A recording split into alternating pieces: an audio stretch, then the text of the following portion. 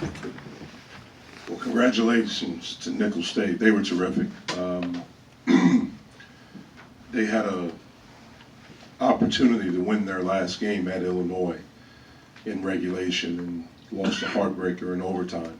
And I thought that, I think they knew they were a good basketball team, but that performance gave them even more confidence, and probably it seemed like it united them a little bit more. And I thought their game plan was terrific.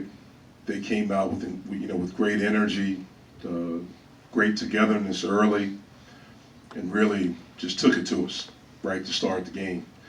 And they had so many of their guys step up and make big plays, make big shots, offensive rebounds, taking a charge, just all the things that good teams do. And this is 2 games now that I've seen them, and I've seen them do it in both games. And so it's their coach and coaching staff really have that program going in a very good direction. And so, you take your hat off to them and congratulate them. I'm incredibly disappointed in us. And when I say us, that's our staff. Obviously, it starts with me and our team. We didn't have the energy that was worthy of winning throughout the game.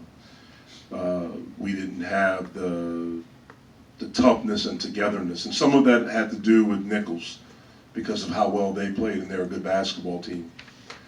But we have to have a maturity that's not there yet. And this is a great opportunity for us to learn, from this loss.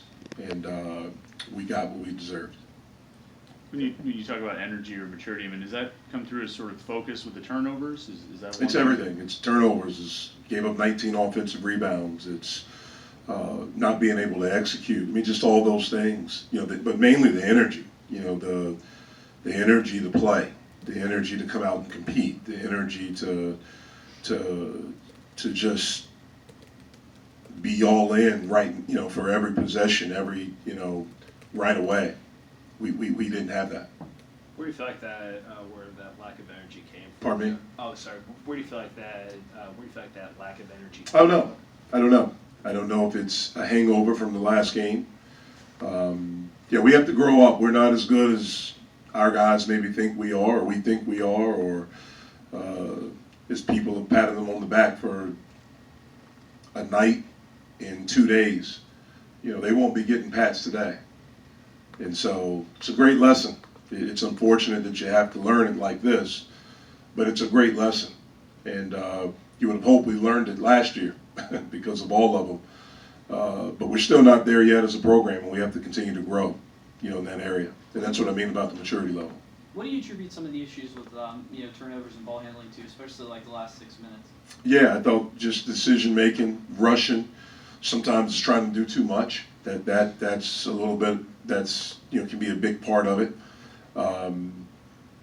Just all those things not being totally connected. When you see guys, young guys like Xavier and Trey kind of turn the ball over as much as they do, what do you tell them? Don't turn the ball over. It's obviously only 2 games here, Jeff, but have you noticed teams so far this season defending X and Trey differently? Well, yeah, definitely. The attention to them.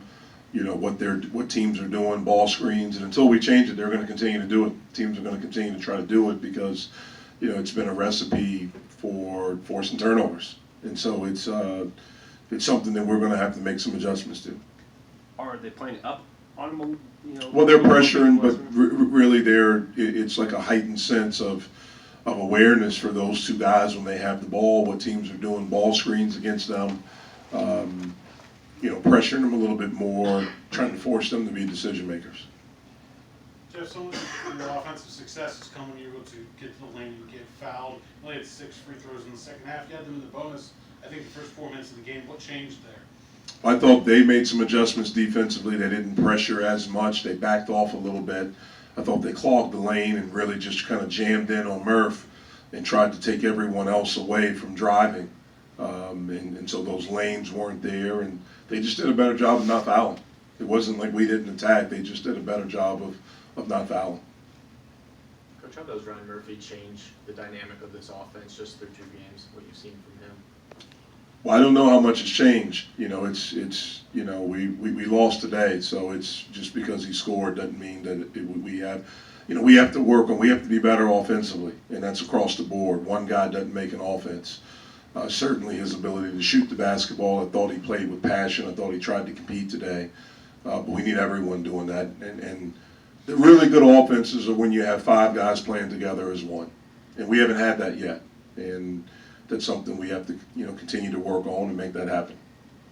You know, with some of the defensive struggles today, Jeff, how much of that was maybe just one bad day, and maybe how much of that are some larger concerns you have? Well, I'm concerned. I was concerned coming into this game. I was concerned before Florida State. I'll be really concerned Tuesday.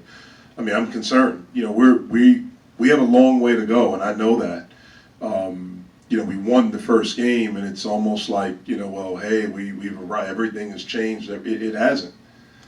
I understand that, but it's hard sometimes to get an 18-year-old or 19-year-old or 20, 21, 22-year-old to understand that, especially in the world that they live in, where everyone's telling them how good they are because of a win. And as much as you say, don't look at this stuff, don't believe it, don't, you know, whatever, it's going to happen. Just like I'm going to tell them, everyone's going to tell you stink right now. That's going to happen. I'm sure if they're looking at stuff, that's probably, you can't believe that either. You know, we try to talk about one voice, and that's the voice in the locker room, and that's our voice. And we have to do that. We have to grow up. That's the main thing. We have to grow up. After we beat Florida State, next day when we came back, one of the things that I talked to our team about is that we have to understand the seriousness of college basketball. And it's every day. It's not one game. It's not some time. It's every day. And the investment mentally and physically that you have to put into it. And, you know, we have to understand that. We have to learn that.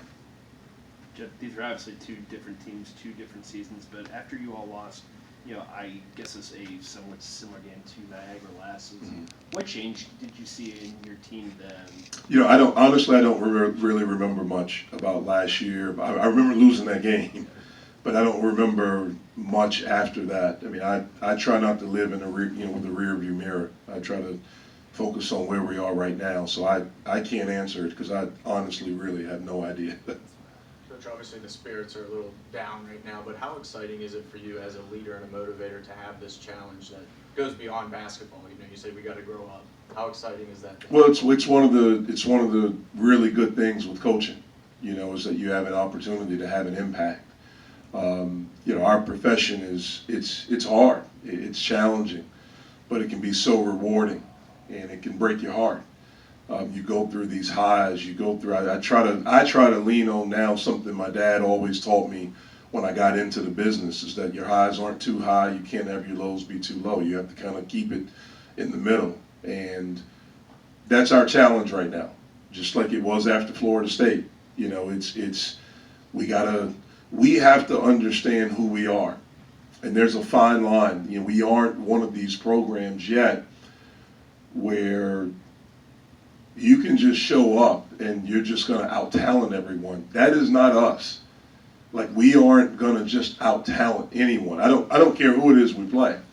That's not who we are. I understand that. We have to understand that.